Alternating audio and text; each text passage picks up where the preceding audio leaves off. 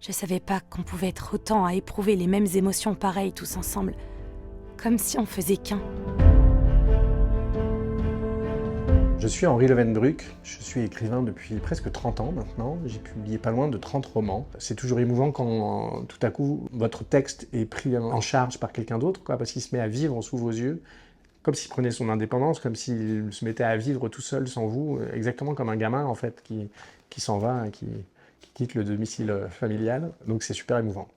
Vos graffitis dans la ville, chaque fois que j'en voyais un, ça me donnait des picotements côté cœur. La voix de Charlotte Campana, elle se prête très très bien au personnage de Vera parce que d'abord elle a un côté un peu enfantin, donc elle a une voix très délicate qui laisse la place à la délicatesse de l'enfance, etc.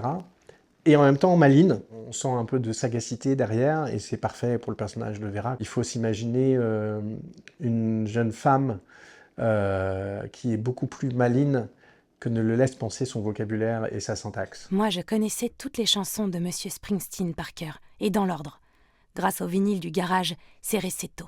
Alors j'ai eu l'occasion, en visitant le studio, d'entendre quelques passages, quelques extraits du livre, et il se trouve que c'était des passages que j'attendais, notamment le fameux concert de Bruce Springsteen que je raconte dans le livre. Mais j'avais jamais vu de concert, même pas de tout petit. Et là, ça en était un du genre, très immense. Il y avait 57 830 spectateurs dans le stade.